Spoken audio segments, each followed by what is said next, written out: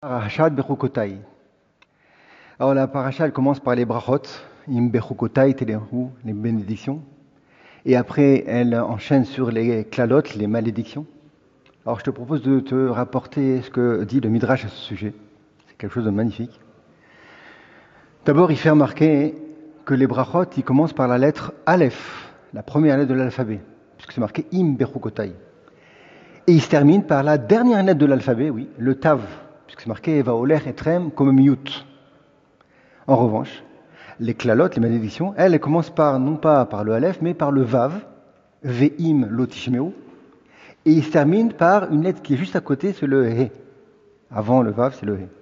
Puisque c'est marqué Behar, Sinai, Beyad Moshe. Pourquoi cette différence? Alors le Midrash y enseigne que ce contraste indique que ce qui nous semble court et incomplet, comme les brachot, là chez nous il n'y en a pas beaucoup, et en réalité c'est très long et complet et parfait pour un homme, de Aleph à Tav. Alors que ce qui nous paraît long et exagéré, comme les brachot, comme les kalot, excuse-moi, ils sont très longues, c'est difficile à écouter quand on écoute ça à Kriyat Torah.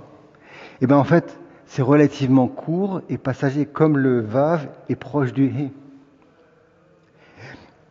Mais le Midrash, il va encore plus loin. Il souligne que les malédictions, en commençant par un Vav et en finissant par un E, donc on remonte en arrière, elles sont là pour montrer qu'elles peuvent se transformer en bénédiction. Comment c'est possible? Eh bien, le Midrash il donne une parabole pour l'expliquer. C'est l'histoire d'un roi qui, un jour, punit un de ses sujets parce qu'il avait commis une faute. Quelque temps plus tard, ce dernier demanda le pardon au roi, qui accepta, mais sans en donner de récompense particulière. Suite à cela, une enquête s'ouvrit et prouva l'innocence du citoyen. Informé, le roi le combla de cadeaux et de bonté infinie. Alors le Midrash dit que c'est la même chose. C'est vrai qu'il y a des klalotes, mais si on fait un repentir joyeux, une tchouva be'ahava, eh bien ça peut transformer les malédictions en bénédictions. C'est pour ça qu'il y a le vav et ensuite le he en arrière. Pour dire que si on arrive à faire tchouva avec amour, comme on apprend à Rosh Hashanah, eh ben tout le paquet de fautes qu'on a, eh ben ça devient au contraire des mérites. Les malédictions, elles deviennent des bénédictions. Alors voilà, on est après l'Akba Omer, le message il est clair. La joie de cette fête de l'Akba Omer et un repentir empreint de joie peuvent renverser la situation et nous apporter les plus merveilleuses bénédictions, ce qu'on souhaite. Mais pour tout cela, il y a quand même un préliminaire. Et c'est la pierre angulaire, comme on le dit souvent du judaïsme, c'est la Emouna, la foi en Dieu. Pour pouvoir transformer les situations difficiles en bénédictions, il faut être conscient qu'un être supérieur dirige le monde. Cette prise de conscience doit être présente dans toutes les situations, qu'elles soient bonnes ou moins bonnes.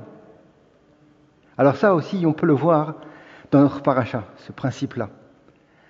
À la fin, c'est marqué, à la fin de la Sidra, c'est marqué « Ve'aya ou tmorato iye kodesh ». Ça nous parle de quelqu'un qui a fait un korban, une offrande, et il veut remplacer ce korban-là, cette offrande, avec une autre offrande, un autre animal. Le pasuk qui dit Ve'aya, il sera le premier animal, ou lui-même, ou tmorato, ou alors le remplaçant, le deuxième, il est kodesh. Les deux, ils seront kodesh. Ça, c'est l'explication simple du pasuk. Mais une autre explication, plus parabolique, elle dit comme ça, un autre midrash, il explique que quand c'est marqué Ve'aya dans la Torah, c'est connu, ça sous-entend un événement heureux. Alors le message il est suivant, c'est que Ve'aya, que ce soit pour un événement heureux, ou Tmorato, ou pour un événement moins heureux, Tmorato c'est le remplacement, l'inverse, donc quelque chose qui est moins heureux, il faut toujours être kadosh. Ve'aya ou Tmorato, il est kadosh. Toujours il faut être kadosh. Qu'est-ce que ça veut dire? Il faut toujours se séparer de l'aspect extérieur des choses. Et se rappeler que même dans les moments difficiles, Hachem est présent et il nous prépare un programme sur mesure qui, à la fin, sera pour notre bien. Alors, Elimelech Biderman, il raconte que cette année, à la veille de Rosh Chodesh Nissan, il y a eu une éclipse du soleil, surtout en Amérique. Alors, il dit qu'il y a un rapport avec ce qu'on a dit. Cet événement, hein, il peut nous enseigner quelque chose de très particulier.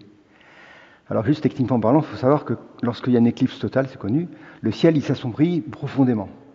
Par contre, lorsqu'il y a une éclipse partielle, la lumière du soleil continue à atteindre la Terre, mais l'éclipse, elle est difficilement perceptible sans lunettes spéciales.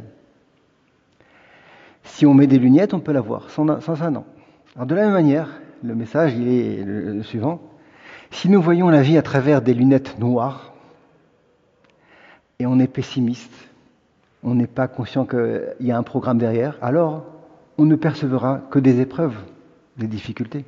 Par contre, si on est conscient des bontés de Hachem, on enlève ces lunettes noires. Alors là, on verra la lumière même dans les moments sombres.